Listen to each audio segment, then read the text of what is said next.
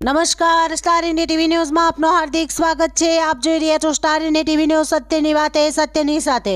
આજ રોજ સંતરામપુર તાલુકાના ઐતિહાસિક માનગઢ ધામ ખાતે અખિલ ભારતીય રાષ્ટ્રીય શૈક્ષિક મહાસંઘ ગુજરાત વિદ્યાલય શિક્ષા ધરતી આબા ભગવાન બિરસા મુંડાની 150મી જન્મ જયંતિના અવસર પર આ વર્ષ ભગવાન બિરસા મુંડાનું જીવન ઉપદેશ પ્રત્યેક નાગરિક સુધી પહોંચાડવાના ધ્યેયને લઈને સમગ્ર રાજ્યમાં ઉજવણી થઈ રહી છે, જે અંતર્ગત અખિલ ભારતીય રાષ્ટ્રીય શૈક્ષિક મહાસંઘ આયોજિત જનજાતિ ગૌરવ દિવસ ઉજવણીના કાર્યક્રમમાં વિસ્તારના ધારાસભ્ય અને ગુજરાત સરકારના કેબિનેટ મંત્રી ડોક્ટર કુબેરભાઈ ડિંડોરે હાજરી આપી।